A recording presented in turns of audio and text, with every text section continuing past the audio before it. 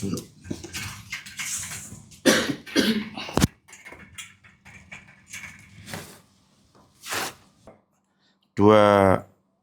Samuel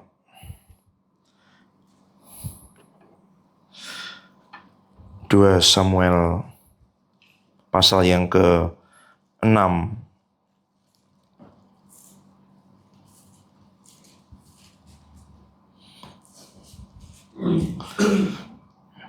Baca bergantian mulai ayat 1 sampai dengan ayat yang ke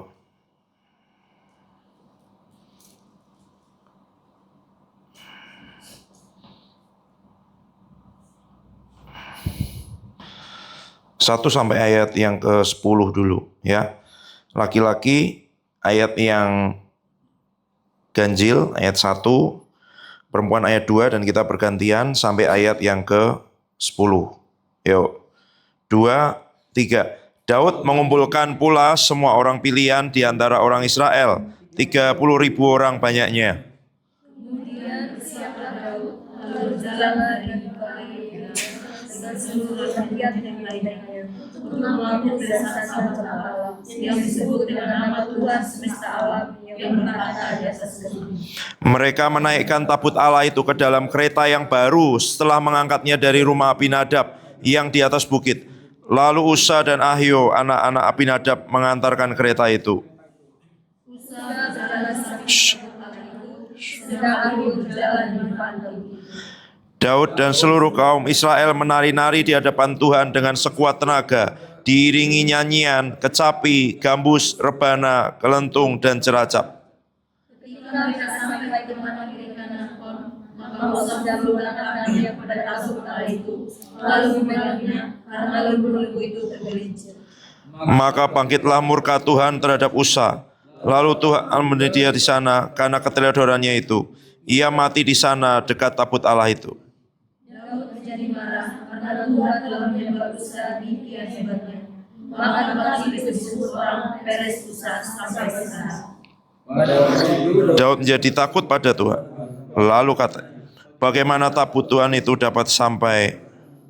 Sebab itu Daud tidak mau memindahkan tabut Tuhan itu ke tempatnya, ke kota Daud. Tetapi Daud menyimpan dan membawanya ke rumah Obed-Edom, orang itu. Oke. Sampai di situ dulu. Coba renungkan di perjanjian lama, tidak ada orang yang menginginkan kehadiran Tuhan mungkin lebih daripada Daud, ya. Itu. Kehadiran Tuhan itu waktu itu di mana?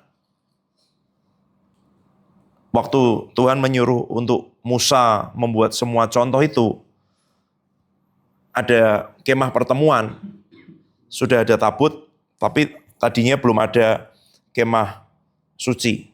Ya, itu kemah pertemuan, masih belum ada sekatnya, Musa masih bisa kapan aja.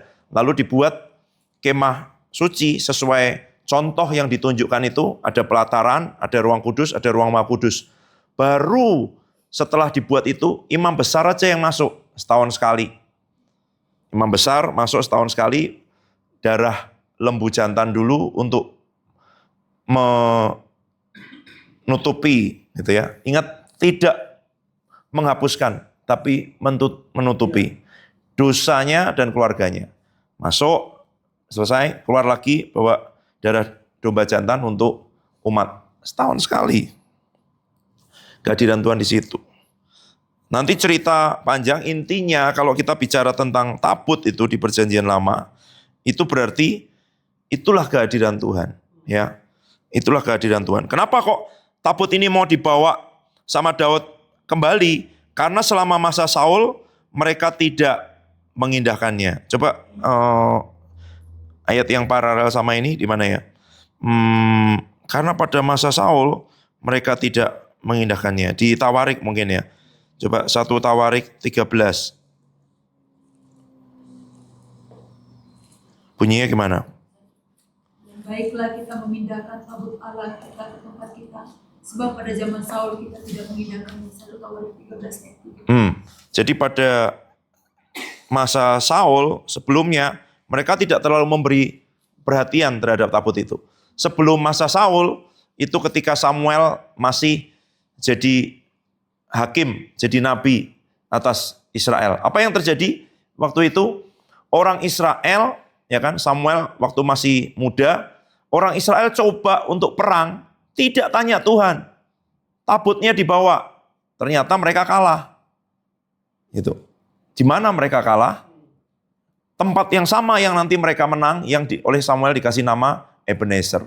Kamu kan sering lihat kan, rumah retreat lah, apalah gereja namanya Ebenezer. Itu tempat yang sama, yang tadinya Israel kalah, karena dia perang-perang sendiri. Dia membawa itu, dia pikir kalau dia bawa itu pasti menang. Enggak. Karena harusnya Tuhan yang membawa mereka. Ternyata tabut itu dirampas orang Filistin. Nanti apa yang terjadi? Di 5 kota tempat di mana tabut itu ditaruh, pertama ditaruh di kuil Dagon, ya kan? Patungnya Dagon itu, coba kamu cari nanti seperti apa. Bentuknya seperti dewa ikan, seperti itu. Jatuh, tapi ada tangannya kayak manusia. Patah. Sampai diberdiriin sampai itu. Sampai patahnya di depan pintu. Lalu mereka tanya, ini kenapa? Coba aja pindahin ke kota lain. Sama, pindahin kota lain. Sama, apa yang terjadi? Kata terjemahan bahasa Indonesia itu, ada hama berupa tikus dan ada borok-borok atau benjol-benjol. Tapi beberapa terjemahan mengatakan itu tumor.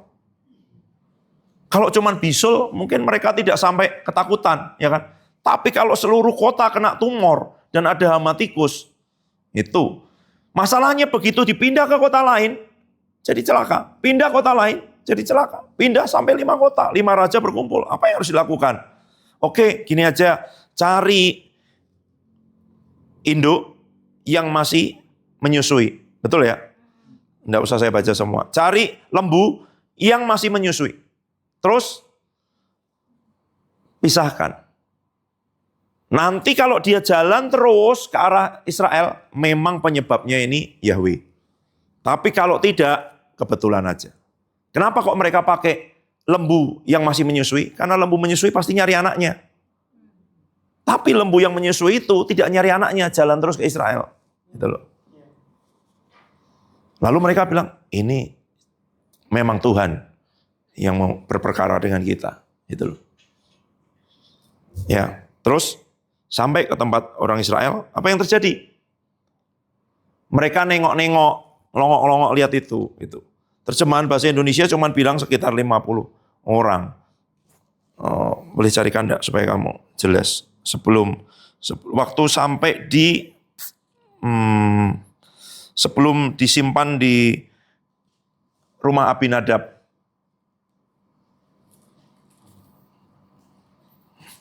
Berarti dipindah dari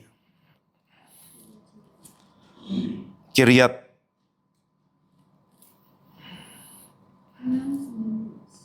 6:19, 1 Samuel 6:19. Coba. But the Lord killed 70 men from Beth-Shemesh because they looked into the ark of the Lord. Ya. 1 Samuel 6:19. Dan ia membunuh beberapa orang Beth-Shemesh, melihat 70 dari rakyat. Rakyat itu berkabung karena Tuhan mengajar dengan dahsyatnya. Oh, kalau 70, oke, mungkin berkabung. Coba nih ya, saya lihat 1 Samuel 6:19 King James Version.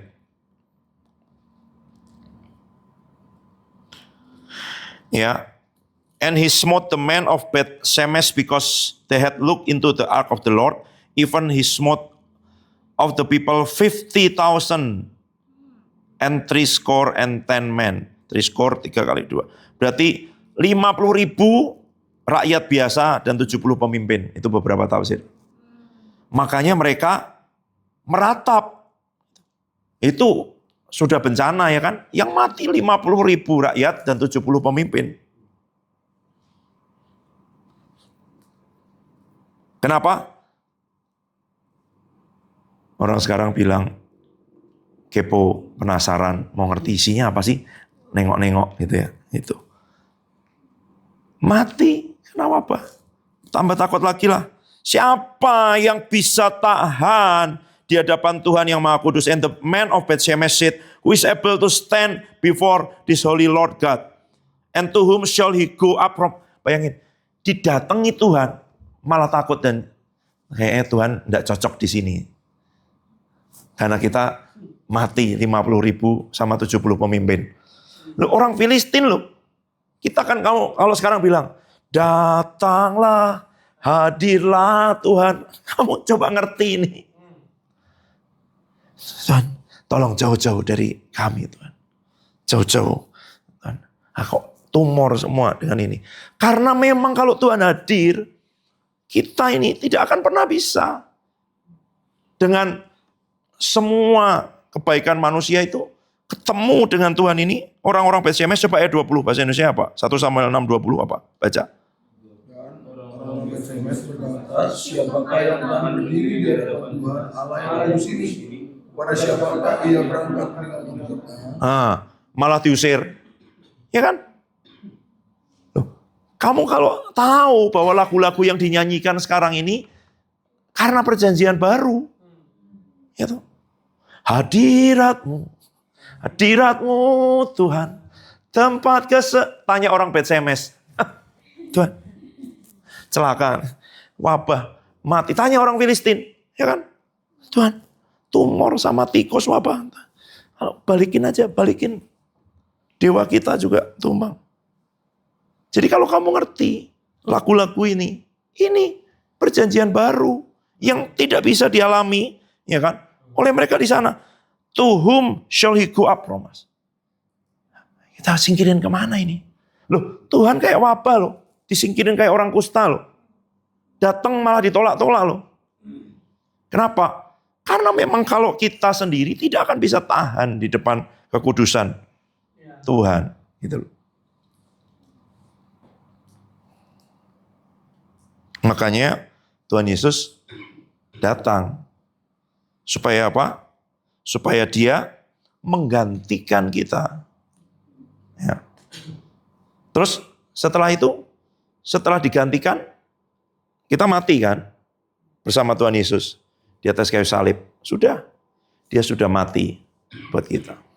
Sekarang, kita masih bisa. Tidak. Dia juga mau, namanya, jadi kebenaran kita. Kebenaran itu apa sih? Kebenaran itu standarnya Tuhan tidak diturunkan. Itu namanya righteousness. Tidak diturunkan. Tuntutannya Tuhan tidak diturunkan. Tuntutan itu kalau kita penuhi sendiri, kita akan mati seperti orang-orang ini. Tapi karena dipenuhi sama Tuhan Yesus, bisa. Jadi makanya setiap kali sekarang, ku masuk ruang Maha Kudus dengan darah anak domba. Kalau tidak pakai darah anak domba, tidak bisa. Karena tidak ada yang bisa layak untuk masuk ke sana, kecuali anak Allah sendiri yang jadi manusia. Lihat anak domba Allah yang menebus seluruh dosa dunia. Yang bisa memenuhi standar itu. Misalnya, pasukan khusus, tingginya sekian, giginya 30 lubang, ini semua terlatih, bisa lari, bisa jalan sekian ratus kilometer, bisa ini semua, bisa berenang, bisa terjun payung, bisa ini semua. Tidak ada yang memenuhi syarat. Ibaratnya gitu. Tuhan Yesus datang. Jadi joki.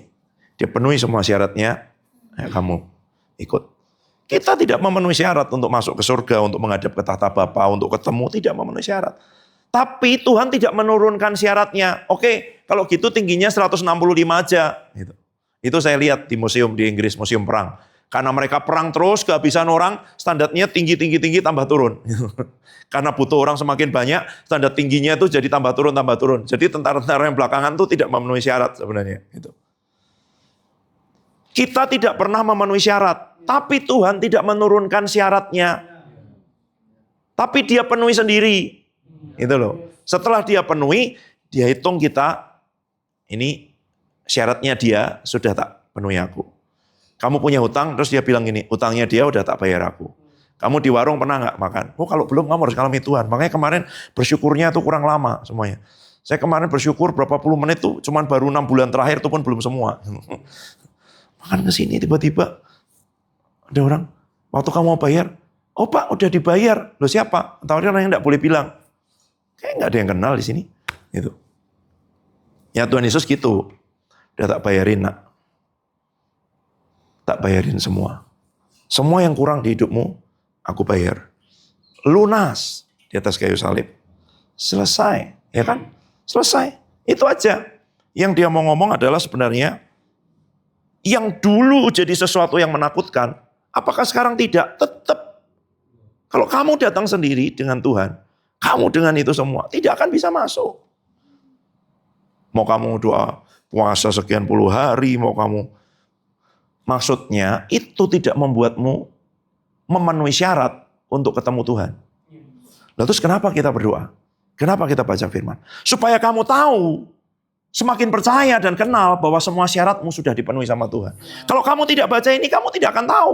Dan kalau kamu tidak tahu, kamu ketemu Tuhan takut terus kan? Tapi masalahnya kenapa bacanya terus menerus? Ya karena manusia nih. Coba lihat Rasul Paulus, surat-surat itu bilang itu. Aku mengingatkan lagi kepadamu. Gitu ya. Bukankah sudah ini? Itu artinya dia udah pernah ngomong. Nah, tapi lupa, diomongin lagi.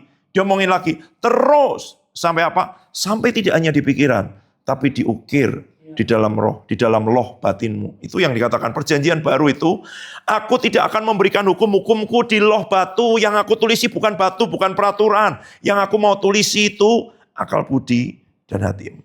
Sampai ditulisi sama Tuhan. Sampai bahasanya itu sebenarnya engrafted, diukir. Sesuatu yang diukir itu pasti ada goresan-goresan menimbulkan. Nah, ukiran itu bukan hanya, baca. Kamu baca ini jadi ngerti, jadi percaya. Kamu melewati perjalanan dengan Tuhan, nanti di situ ukiran-ukiran itu akan ada di hatimu.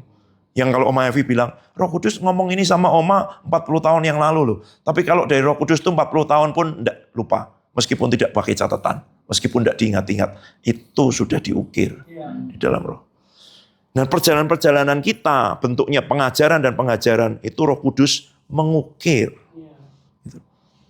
Nah kalau masih perlu diingat-ingat, baca terus. Gitu. Oh sudah. Karena kadang-kadang intimidasi muncul, kalau kamu tidak tahu kebenaran, kamu takut. Kamu seperti orang Bet-Shemesh, gitu kan. Tuhan. Ya. Enggak. Orang nyanyi itu perjanjian baru. Jangan pernah engkau melepaskanku. Dia bilang, pergi jauh, pergi. Jauh, Tuhan.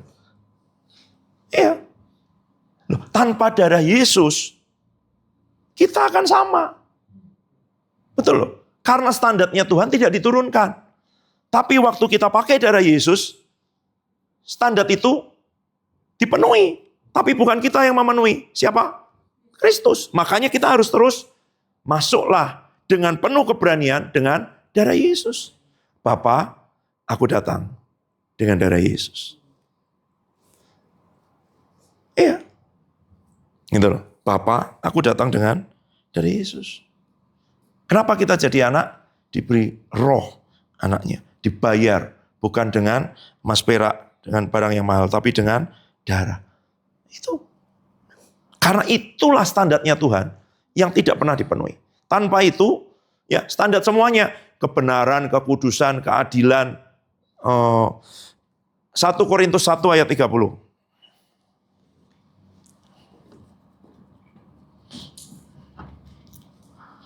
Dan iyalah. Ya kan?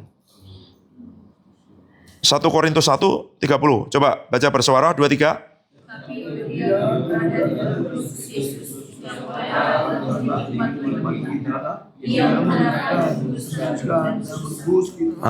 Bahasa Inggrisnya jelas sekali. Oleh dia kamu berada dalam Kristus Yesus. Oleh Allah ya, oleh Bapa. Yang menjadi hikmat. Kalau bahasa Indonesianya apa? Telah menguduskan ya. Bukan. Nah, dia menjadi hikmat. Dia menjadi kebenaran. Dia menjadi kekudusan. Ya. Ia itu menjadi. 1, hikmat. Nah, dalam hikmat itu ada 3. Kebenaran, kekudusan, penebusan.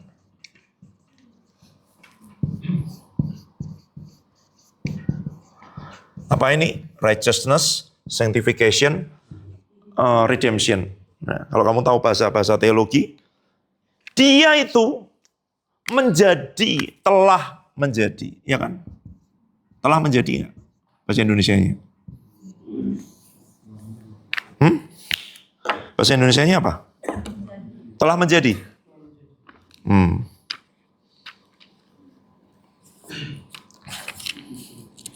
Loh, ini kalau tanpa kebenaran, kamu nggak bisa, gitu loh. Tapi bukan ini yang membuat kamu bisa masuk ke sana. Ini membuatmu bisa mengetahui. Kalau kamu mengetahui, maka kamu akan dimerdekakan. Kamu akan percaya. Kamu akan berani. Kalau tidak, ya setan dari dulu memang mau menipu. Wong dikasih firman satu aja, semua boleh kamu makan, yang ini jangan. Dituis kok. Mau dikecoh kok. Of him you are in Christ Jesus who became, ya kan? Became itu sudah lampau menjadi wisdom from God and righteousness and sanctification and redemption. Siapa itu? Bukan perbuatanmu.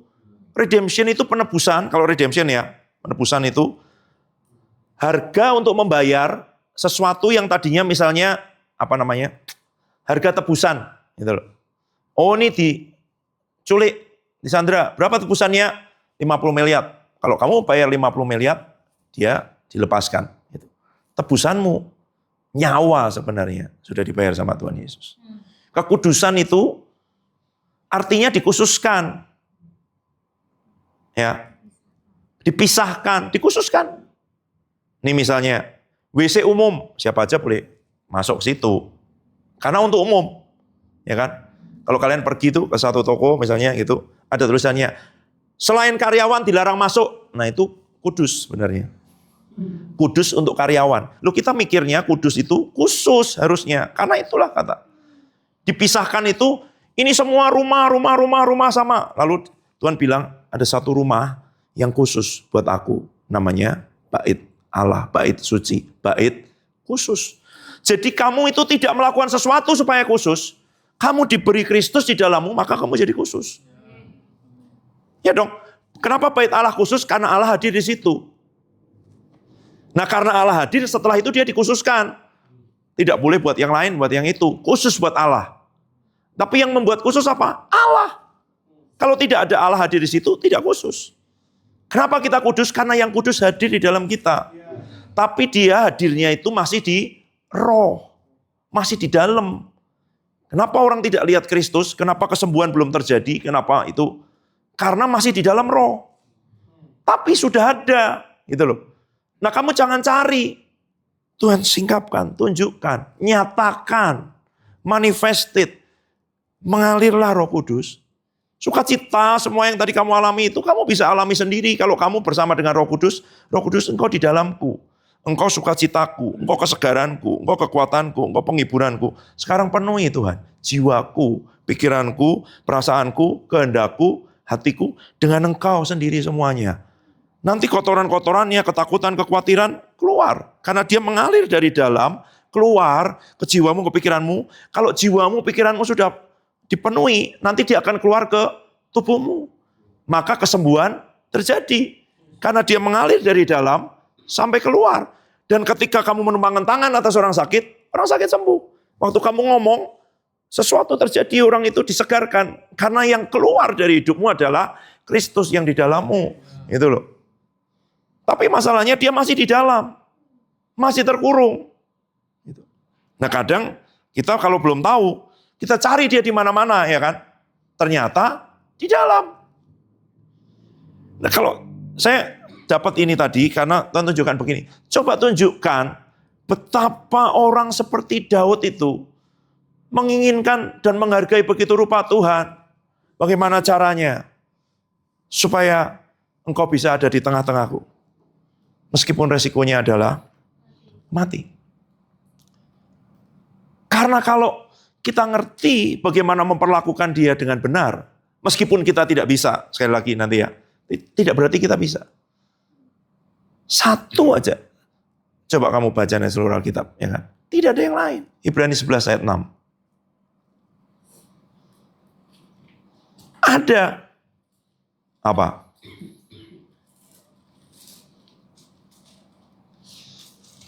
Ibrani 11 ayat 6.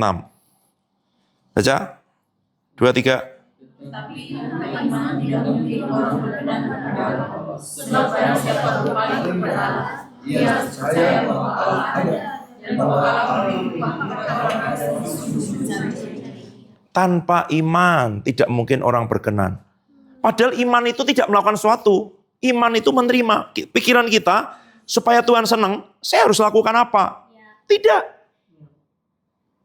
Kamu percaya aja. Aku sudah mati buat kamu. Terima kasih Tuhan. Aku udah bayar dosamu. Amin. Makanya kamu harus bilang amin. Karena itu berarti kamu sepakat bahwa percaya bahwa itu yang Tuhan kerjakan buat hidupmu. Masa depanmu sungguh ada, harapanmu tidak hilang. Ya kan? Yes Tuhan. Itu. Aku tidak hanya membayar dosamu. Aku tidak hanya mati buat kamu. Aku juga hidup buat kamu. Itu. Makanya aku naik ke surga, aku kirim Roh Kudus. Kenapa? Karena lebih baik aku pergi kepada Bapa supaya apa? Supaya nanti aku bisa tinggal di dalammu lewat Roh Kudus. Itu loh. Tinggal di dalam. Kenapa kok tinggal di dalam? Supaya yang kamu tidak bisa kerjakan, aku yang mengerjakan. Aku yang sudah mulai, aku. Itu. Kau yang mulai, kau yang mengakhiri. Lagu dangdut. Ya, gitu. Tahu dia Alfa dan Omega. Ya kan? Masa kalah kamu. He is the author of our faith. The pioneer of our faith, perintis iman kita, dan finisher, perfecter, yang menyempurnakan. Dia. Makanya Paulus ngomong, kok kamu udah mulai dengan roh, kok kamu mau lanjutkan, mau sempurnakan pakai kekuatanmu sendiri, pakai dagingmu. Itu bukan jatuh dalam dosa, bukan. Itu orang baik berusaha Tuhan. Tuhan, wah, itu. Aku, apa lagi Tuhan? Ini lagi Tuhan. Kerjakan. Kamu harus tahu bahwa ya Tuhan, tanpa iman tidak mungkin berkenan. Kamu mau berkenan, kamu tidak usah berusaha. Iman itu tidak berusaha. Iman itu Tuhan ngomong, kamu percaya. Sudah aku bayar nak, amin. Terima kasih Tuhan Yesus. Akses terbuka nak, masuk Tuhan. Terima kasih dengan darah Tuhan Yesus. Aku sudah menyediakan semuanya buat kamu. Yes Tuhan, percaya. Gitu. Oleh bilur-bilurnya, aku telah sembuh. Amin. Aku miskin, kaya jadi miskin supaya kamu miskin jadi kaya. Amin. Aku tidak kenal dosa supaya apa? Dibuat jadi dosa. Supaya kamu dibenarkan, dikuduskan, dibayar, ditebus. Semuanya. Tidak. Terkutuklah orang yang digantung di atas kayu salib. Maka dia jadi kutuk. Semua dibayar. Itu. Oh, tiba-tiba muncul loh kemarin berapa hari di pikiran saya gitu. Oh, kamu bisa percaya? Apa bukan? Muncul, set gitu sekilas. Loh, coba kamu bayangkan. Kok kamu bisa percaya ada Allah jadi manusia? Orang lain kan bertanya-tanya. Oh, Allah kok teriak berdoa sama Allah gitu. Kalau kamu percaya dia anak Allah, dia Allah, dia ngomong sama bapaknya, itu pewahyuan roh, itu kasih karunia, itu kamu masuk di 1 Korintus 1:30 tadi loh. Tapi karena dia, kamu ada di dalam Kristus. Kamu dimasukkan Allah ke dalam Kristus. Karena kasih karunia, kamu diselamatkan oleh iman. Itu bukan hasil usahamu, carikan ayatnya. Karena,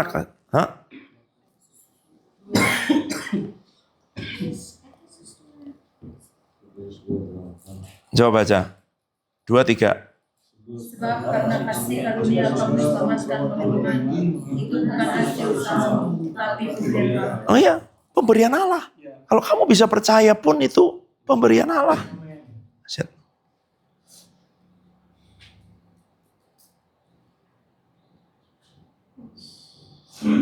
Nggak bisa.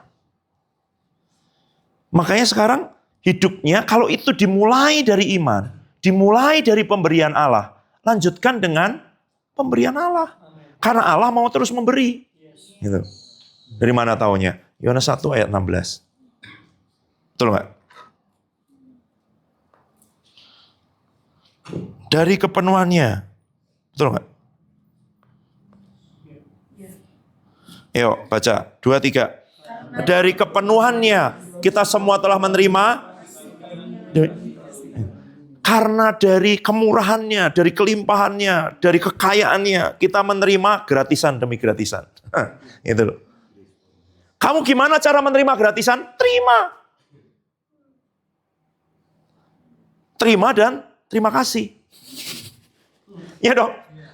Oh iya, makanya harusnya korban syukur, yaitu ucapan bibir yang memuliakan namanya. Itu sebenarnya korban kita. Bukan lembu, bukan domba, bukan kambing. Terima kasih Tuhan, Engkau melakukan buat aku. Terima kasih Tuhan, Engkau mati buat aku. Terima kasih Tuhan, sekarang Engkau hidup buat aku. Di dalamku, bukan aku lagi. Kristus di dalamku. Terima kasih Tuhan, Engkau memulai semua yang baik di dalamku. Engkau memulainya, Engkau akan menyempurnakannya. Segala sesuatu darimu, olehmu, untukmu. Terima kasih Tuhan, oh kamu bakal bersyukur banget. Kebutuhanmu apa? Oh, ini. Oke, aku bayar ya. Berapa kosnya? Sekian. Oh, terima kasih Pak, terima kasih. Ya. Kalau uang transport sekian. Oke, ini aku kasih motor sama ini vouchernya semua. Oh, terima kasih Pak. Butuh apa lagi? Ya, ini laptop baru. Oke, ini ya. Setiap tahun kamu boleh ganti sekali. Oh, terima kasih. Gitu. Lulus nanti wisuda, pekerjaannya sudah saya siapkan. Wah, kamu ganti nyembah orang itu nanti, tidak nyembah Tuhan. Masa kamu gak nyembah Tuhan? Karena kamu tidak tahu kebenaran. Begitu tahu kebenaran kamu akan, oh Tuhan, Engkau baik. Terima kasih Tuhan, terima kasih. Oh, langsung syukur, pujian, pengagungan keluar sendiri. Karena tahu. Karena nanti mengalami, ada level tahu ya. Tahu baru informasi. Lumayan. Tahu disingkapkan, wow. Tahu sampai diukir tadi itu. Wah itu udah menetap itu. Baru disitulah berbuah. Gitu. Karena tidak goyah lagi. Gitu. Ya. Jadi menerima sebenarnya. Itu. Saya kembali ke 2 Samuel tadi ya. 2 Samuel pasal 6. 2 Samuel pasal 6.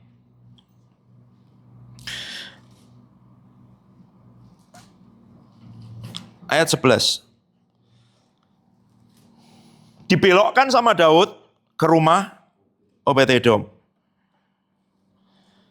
Daud ya tidak marah sama Tuhan, marah karena orang-orang ini sembrono ya kan. Kok megang begitu sampai disambar dan mati.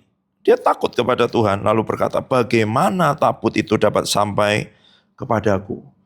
Karena sebelumnya mereka mengangkat tabut itu dengan apa? Coba baca ayat yang ke-2.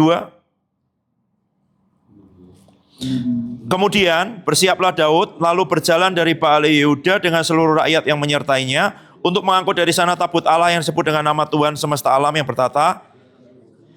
3. Mereka menaikkan tabut Allah itu ke dalam kereta yang baru setelah mengangkatnya dari rumah Abinadab yang di atas bukit. Lalu Usa dan Ahio anak Abinadab mengantarkan. Kamu tahu nggak persoalannya? Karena firman bilang, tabut itu harus dipikul. Coba carikan ayatnya.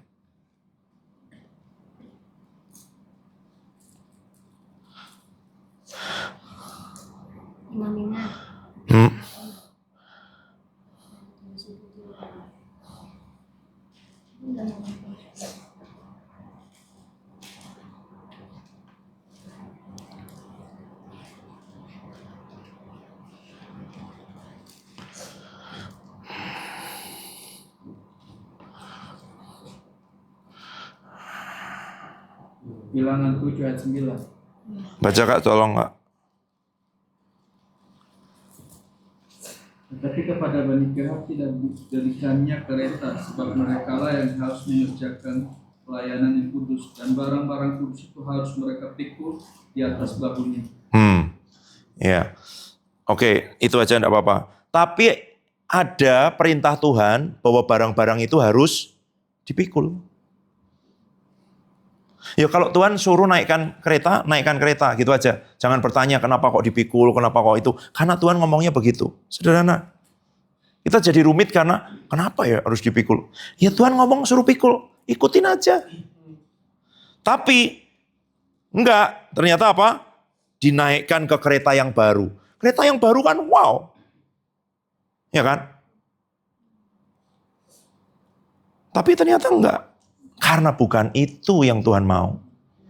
Kamu lakukan sesuatu yang wow, pakai kereta baru sekalipun, tapi bukan itu yang Tuhan mau. Karena sebenarnya prinsipnya sama, tanpa iman tidak mungkin orang berkenan pada Allah. Orang berkenan pada Allah itu tidak dengan memberi, melakukan sesuatu, berkorban. Kamu baca 1 Korintus 13 dulu. Kamu bisa membakar diri, kamu bisa itu semua, tapi tanpa kasih, semuanya itu tidak ada artinya. Kasih itu kan sebenarnya mengalami kebaikannya Tuhan, terus dia jadi percaya, gitu loh. Orang kenapa dia bisa percaya sama Tuhan? Karena dia ngerti, oh dia mati buat aku belum kenal, dia udah mati buat aku masih dosa, dia mati buat aku tidak layak, dia melayakkan aku. Dia tidak menuntut syarat, dia memenuhi syarat buat aku, itu kan kasih. Imanmu kan timbul dari kasih, gitu loh. Kasih sebesar itu makanya aku percaya, gitu loh. Iman tidak buta, iman melihat yang mata tidak lihat, itu ya.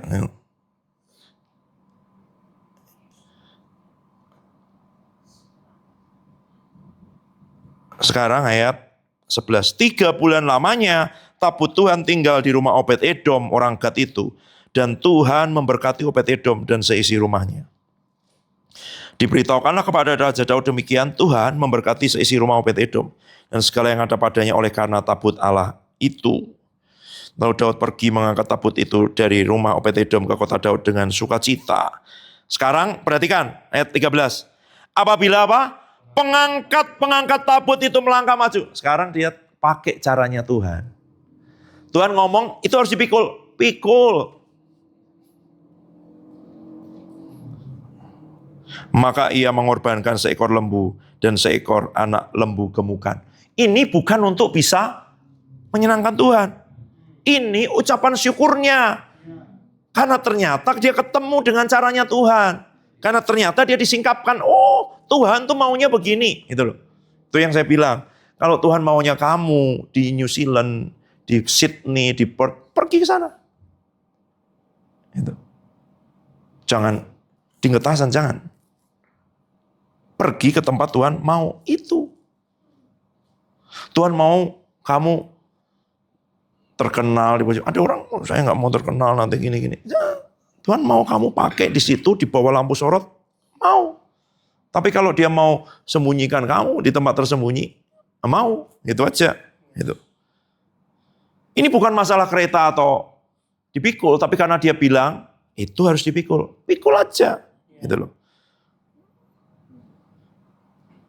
Dan Daud menari-nari di hadapan Tuhan dengan sekuat tenaga berbaju efod dari kain lenan. Daud dan seluruh orang Israel mengangkut tabut Tuhan dengan diiringi sorak dan bunyi sangkakala. Gitu.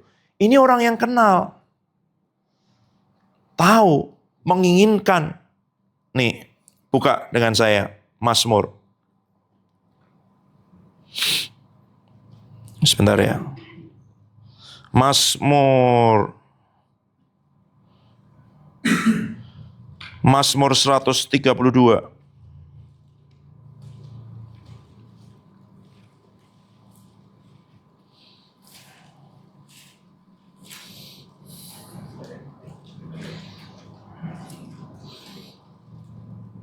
Yuk, mari baca bersama.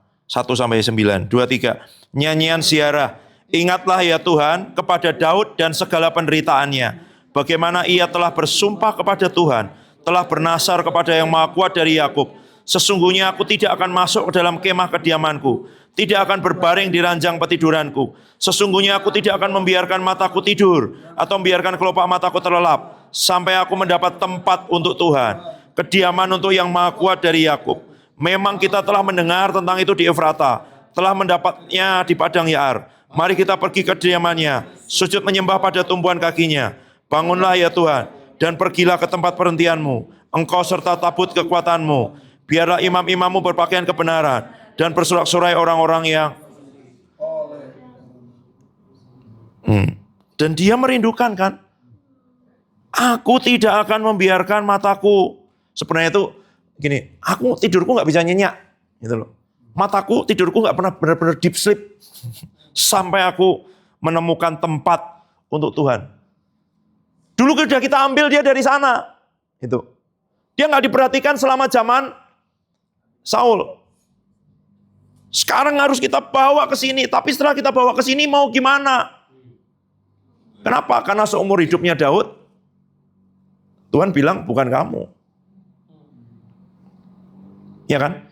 Dia mau membangun, tapi aku kumpulin persembahan, aku kumpulin emas, aku kumpulin semuanya, ya kan? Itu. Tapi tidak, bukan kamu, enggak apa-apa. Aku tetap nyumbang, aku tetap kontribusi paling besar, aku tetap itu. Kerinduannya sampai aku mendapat tempat untuk Tuhan. Nanti Salomo membangun dengan gambar yang Daud dikasih sama Tuhan. Yang dikasih Daud. Sebagian besar emasnya, peraknya dari Daud. Beberapa perkiraan, ini sekarang bukan dengan harga emas sekarang, kemarin-kemarin, sudah 600 sampai 700 triliun. Semua harga emas, perak, itu ya, tembaga, itu semua belum termasuk yang lain-lain. Kenapa? Ini misalnya ruang Maha Kudusnya. Lapisannya emas. Dalamnya. Buat apa coba? Kita kan kalau pamer sama orang, emasnya di luar kan. Yang di dalam itu, yang masuk cuma imam. Kenapa? Tuhan, Engkau layak. Bahkan ini pun sampah sebenarnya di hadapan. Iya dong. Emasnya di dalam. Temboknya, batu-batunya dilapisin emas. Makanya nanti waktu dijarah itu kan terus dicongkelin semua, dibakar karena emasnya meleleh. Itu. Waktu Yerusalem jatuh kan. Dan apa? Kisah Rasul 7 ayat 48. Ayat 46 dan 47 dulu. Ayo baca. Kisah Rasul 7, 46, 47. 2, 3. Daud telah mendapat kasih karunia di hadapan Allah dan ia memohon supaya ia diperkenankan untuk mendirikan satu tempat kediaman bagi Allah Yakub. Tetapi Salomo lah yang mendirikan rumah untuk Ya, perhatikan ya. Daud memohon diperkenankan. Loh, pengen bikin rumah buat Tuhan aja memohon dan diperkenan supaya diperkenankan. Tetapi Salomo lah yang mendirikan, ya kan? Bikin kan dia bangunan kan? Sekarang baca ayat 48, 23. Tetapi yang Maha Tinggi tidak diam dalam apa yang dibuat oleh, seperti yang dikatakan oleh, Padahal Salomo sudah bangun. Yang 700 triliun tadi loh, yang dalamnya emas. Tapi apa kata ayat 48? Yang Maha Tinggi tidak diam. Tidak kerasan. Tidak at home. Tidak nyaman. Ada orang sering kabur dari rumah karena memang itu rumah. Kalau bahasa Inggris itu house, bangunan. Tapi dia tidak merasakan penerimaan, kasih, semua kehangatan di situ. Itu house, bukan home. Home itu suasananya. Kamu kerasan nggak? Bahasa Inggrisnya at home. Itu. Meskipun emas semuanya 700 triliun, dia tidak kerasan.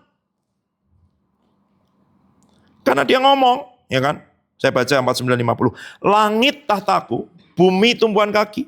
Rumah apa yang akan kamu dirikan bagiku? Demikian firman Tuhan. Tempat apa yang menjadi perhentianku? Bukankah tanganku sendiri yang membuat semuanya ini? 700 triliun aja dia nggak kerasan.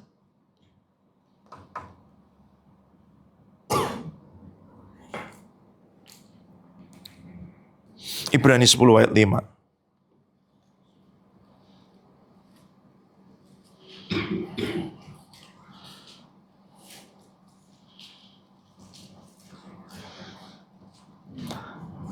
Baca bersama 2-3. Karena itu ketika ia masuk ke dunia, ia berkata, korban dan persembahan tidak engkau kehendaki, tapi engkau telah menyediakan tubuh bagiku.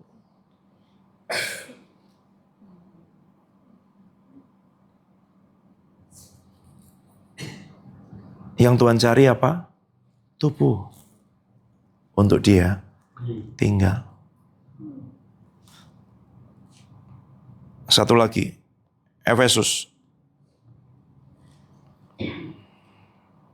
1. Ayat 22 dan 23. 23 dulu aja. Yuk, Efesus 1, 23. 2, 3. Jemaat yang adalah tubuhnya, yaitu kepenuhan Dia yang memenuhi semua. Siapa tubuhnya? Jemaat. Kamu? Jemaat. Saya. Bagian dari tubuh. Tapi juga secara personal, tubuh ini loh. Dia mau mendiami tubuh. Semua yang sudah dia kerjakan itu tadi, terjadi sudah. Kamu sudah punya ini semua, kita sudah punya ini semua. Di mana? Roh. Kita sudah punya roh. Caranya gimana? Percaya kepada Yesus. Percaya kepada apa yang firman katakan. Itu sudah langsung otomatis tanpa syarat. Tapi baru di roh. Sedangkan kita punya jiwa dan tubuh. Itu loh. Bagaimana supaya terjadi di jiwa? Saya udah ngomong 2 minggu yang lalu. Pembaharuan pikiran, akal budi, sepakat, sesuai firman. Tidak dicetak oleh dunia, tapi diperbarui dari dalam supaya dia tidak jadi penghambat. Tapi dia jadi salurannya. Kalau jiwa sudah diperbaharui, maka semua yang di roh ini akan bisa mengalir keluar sampai ke tubuh.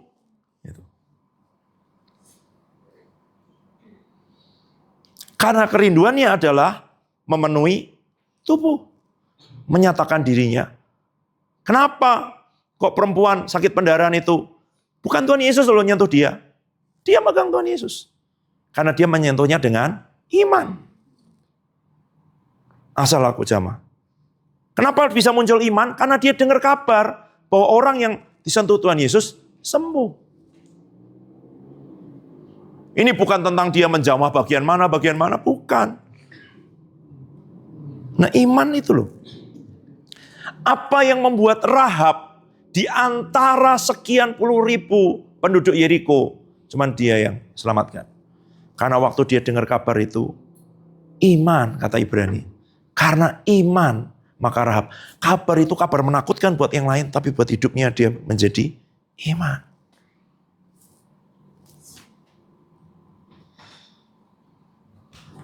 Yang menumbuhkan iman apa? Firman. Itu sebabnya kita merenungkan firman, memperkatakan firman, membaca firman terus. Karena ada jaminan. Iman akan timbul. Dan waktu iman timbul, Tuhan ngomong kamu percaya. Tuhan ngomong kamu bertindak. Terus berdasarkan itu aja. Loh kalau Tuhan yang ngomong dan nyuruh, pasti dijamin dong. Itu aja. Tapi dari mana kita percaya? Ya karena kita setiap hari bergaul, kenal, dengar suara itu. Dia bisa dipercaya, dia baik, dia setia. Terus, oh iya Tuhan, apalagi Tuhan? Apalagi? Itu tidak usah disuruh. Gitu ya. Tapi maksudnya itu untuk kebaikanmu. Untuk kamu bisa mengerti dan mengalami semua. Itu. Kerinduannya memenuhi itu loh. Tubuh, bayangkan. 700 triliun bagian dalamnya emas semua. Daud punya kerinduan. Kamu mau tahu berapa yang dikorbankan Daud? Kembali ke 2 Samuel. Tadi saya dikasih itu. 2 Samuel pasal 6 ya. Supaya kita tahu. Ucapan syukurnya Daud itu. Sukacitanya kita hitung.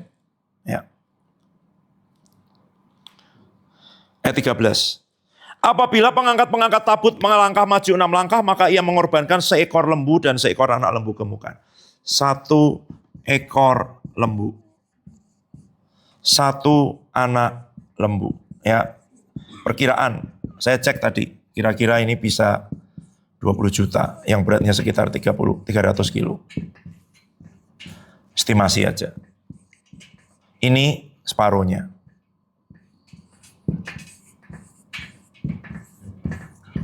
Setiap berapa? 6 langkah. Berapa jarak dari rumah Obed-Edom sampai ke kota Daud? Perkiraan, karena Kiryat Yearim itu sekitar 13 km. Jadi Obed-Edom ke situ, kalau itu menyimpang di tengah, bikin aja 10 kilo. Karena estimasi ada yang bilang 10 sampai 15. 10 kilometer. Ini habis. 10 kilometer jaraknya.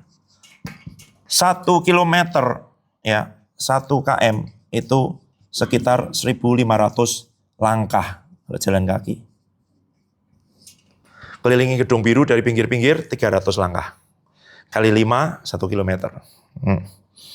1.500 langkah. Kalau 10 kilo, berarti berapa? 15.000 langkah. Dibagi 6. 2.500 kan? Berarti ada 2.500 lembu dan 2.500 anak lembu. 2.500 kali 20 juta. Berapa? Hitung pakai kalkulator. Kali 20 juta. 20 juta kali 2.500. 50 miliar. Ini. Nolnya 9. 50. Ini separuhnya 25. Ini bukan korban loh. Karena nggak bisa. Ini ucapan syukurnya. Boleh loh Tuhan. Bisa loh Tuhan. Engkau mau loh Tuhan. Engkau baik loh Tuhan. 15M. Ucapan syukur. Karena dapat pewahyuan. Bisa dipikul. Gitu. Ya kan? Karena Tuhan ngomong pikul, pikul. Oh ternyata kalau ngikutin yang Tuhan mau, dia berkenan. Iya berkenan tuh bukan tak lakukan ini, tak lakukan itu. Bukan. Tanya dia maunya apa. Dan siapa yang tahu apa yang di hatinya Tuhan? Roh Kudus. Siapa tahu di hati Allah? Roh Allah. Itu kata 1 Korintus. Tanya. 75M ini bukan korban supaya Tuhan mau disuap untuk bisa pindah ke kota Daud dari rumah Obed-Edom. Obed-Edom punya apa? Berarti Obed-Edom tahu. Buktinya tidak disambar. Buktinya 3 bulan di rumah Obed-Edom, rumahnya diberkati. Seluruh isi rumahnya diberkati. Padahal tabut itu di rumah Abinadab mungkin 40 tahun. Tidak dengar apa-apa. Daud begitu dengar itu harus di tempatku. Itu harus pindah ke kotaku. Aku harus bikinkan rumah. Tuhan gak boleh. Aku siapkan emasnya. Aku siapkan modal-modalnya. Aku tanya sama Tuhan, bentuknya mau bagaimana. Karena dia belajar, ternyata dikasih kereta. Gak mau karena dia minta dipikul. Bukan berarti, berarti yang sulit. Bukan, itu banyak orang Kristen salah. Yang Tuhan mau aja. Dan kamu percaya. Kamu lakukan. Udah. Sekarang,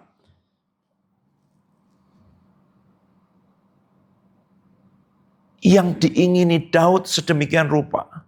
Yang dia sampai ngumpulin emas, ngumpulin itu semua. Dia ngomong apa? Yang Maha Tinggi tidak diam dalam apa yang dibuat tangan manusia. Karena dia mau tubuh. Makanya Tuhan Yesus datang ke dunia dalam daging, dalam tubuh. Menebus tubuh. Supaya tubuh bisa didiami roh Allah. Supaya bisa dia tinggal di dalammu dan di dalamku. Itu harga ucapan syukurnya aja 75M. Harga gedungnya 700M. Itu pun dia bilang, aku gak kerasan di situ. Hosting the presence yang Tuhan bilang 3 tahun yang lalu. Tuhan, engkau kepengen apa? Engkau mau apa? Karena di tempat yang 700M aja engkau tidak kerasan. Terus dia ngomong nanti, aku akan mendirikan kembali pondok Daud yang sudah roboh. Kamu tahu sebelum Daud bangun rumah itu semua tabut itu cuma dikasih tenda gitu. Kasih penyembahan 24 jam. Musik, pujian ada 24 shift. Terus. Itu melanggar hukum Taurat loh. Tidak boleh harusnya seperti itu. Tapi itu gambaran perjanjian baru. Kalau kamu mau tahu nanti setelah dibangun Bait Allah sama Salomo, korbannya balik lagi. Karena Salomo ngikutin perintah Musa dan perintah Daud. Ada pujian, tapi juga ada ini. Di kita tidak. Berarti hargamu dan hargaku lebih dari 700 triliun. Jangan ada yang menjual diri lah. Hanya untuk beberapa ratus ribu atau beberapa itu. 700 triliun aja dibilang aku tidak kerasan. Aku mau diam di dalam tubuhmu, di dalam daging, di dalam manusia. Itu loh. Sudah di dalam sekarang. Masalahnya sekarang adalah bagaimana kita ngobrol, ngomong, menghargai kehadirannya. Tuhan, kok engkau ya, yang kayak gini aja nggak mau ya. Daud kurang apa sih? Ya kan? Aku mau bangunkan. Daud, bukan itu tempat yang aku mau tinggal. Aku mau tinggal di dalam daging. Sekarang dia sudah tinggal di dalam rohmu kalau kamu percaya pada Yesus. Tapi dia belum tinggal di dalam pikiranmu, di dalam perasaanmu, di dalam jiwamu. Karena aku masih bercokol di situ. Aku masih jalan di depan. Aku masih belum tunduk. Makanya orang diajari surrender, berserah, letakkan, taruh di mezbah, ketemu dengan salib, sangkal diri pikul salib. Itu aku jiwa. Supaya semua yang di dalam, yang dahsyat, yang sudah hadir itu bisa memancar keluar, mengalir keluar. Karena pikiran kita terbatas, tapi coba baca 1 Korintus. Bentar ya.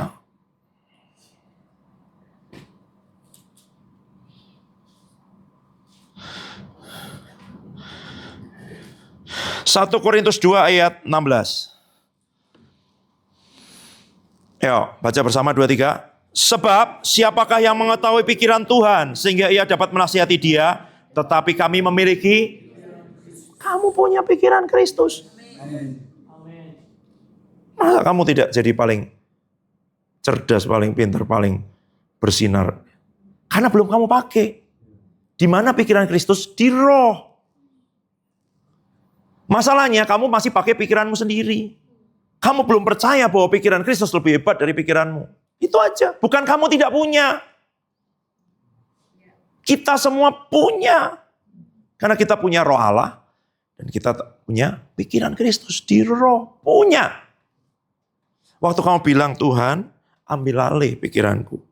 Ambil alih ideku. Ambil alih rencanaku. Ambil alih Tuhan. Biar pikiranmu jadi pikiranku. Biar aku tidak mikir sendiri. Tapi I'm thinking through Christ. Aku melakukan sesuatu melalui Kristus, ya kan?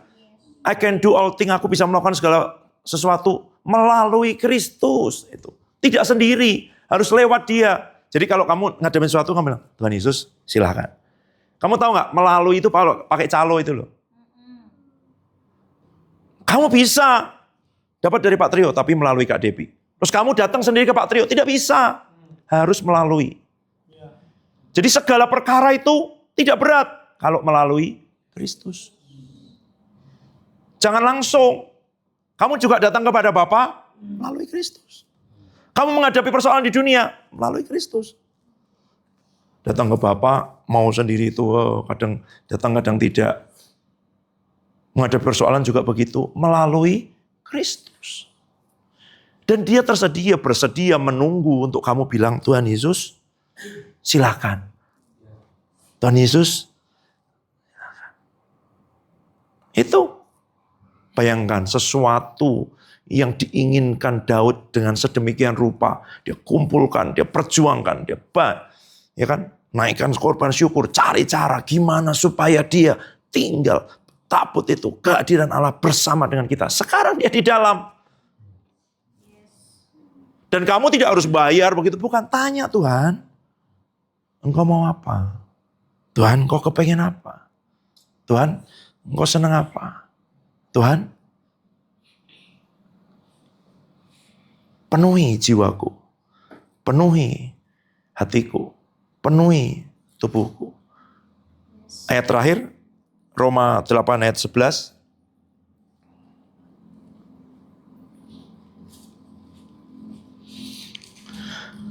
Tanya Kak Debbie, Kak Yos, Kak Oce, itu, Kak Oscar, yang lain. Ayatnya sih dari 3 tahun yang lalu juga itu aja. Tapi pengertiannya, ya.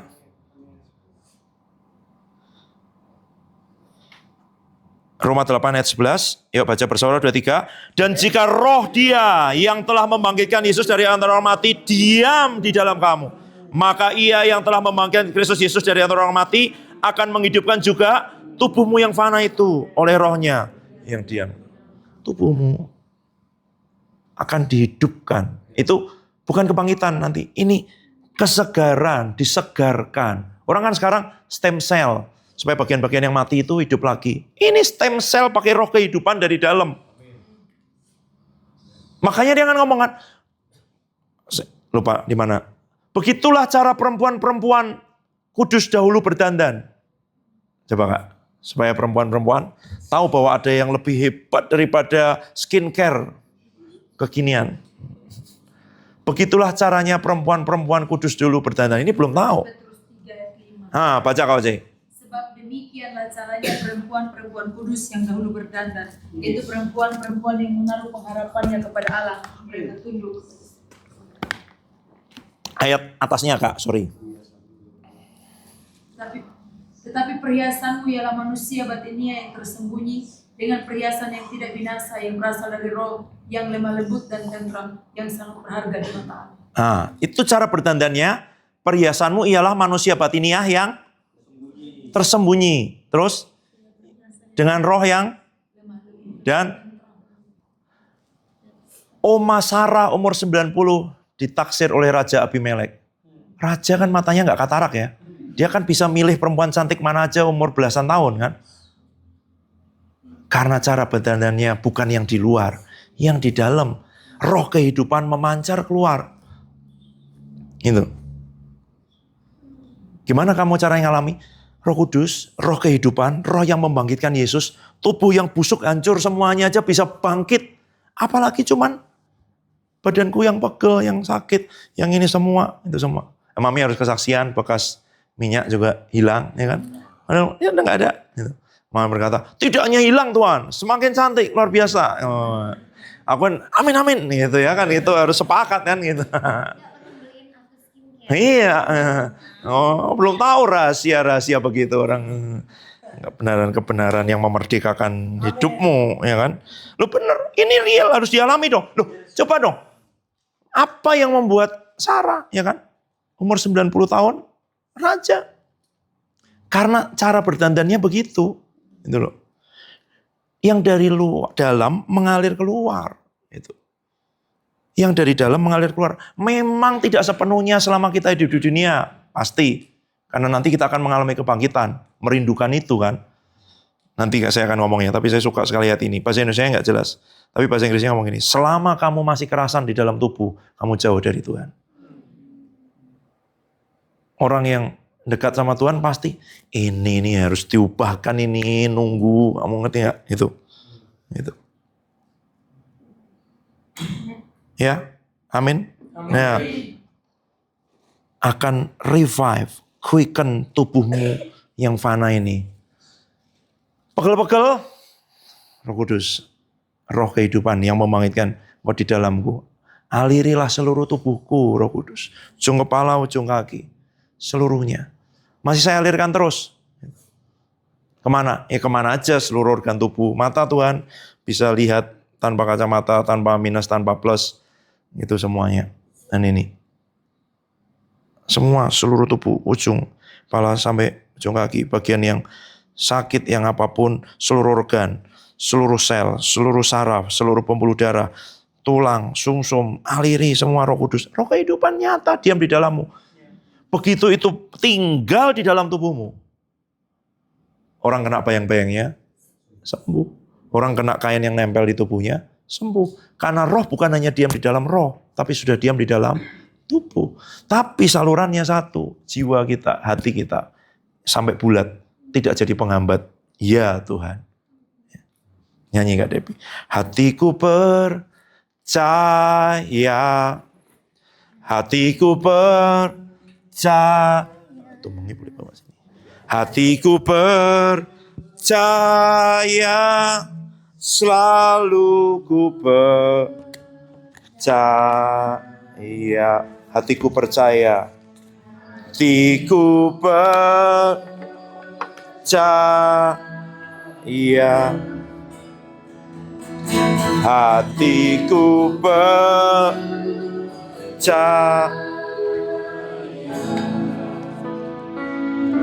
hatiku percaya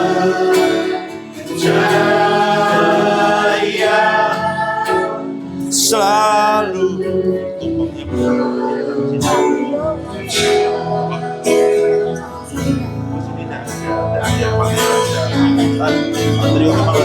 Karena besok dia mau berangkat ke Kalimantan sama kayak itu, kesini ngomong sama iya betul, doain Pak Trio.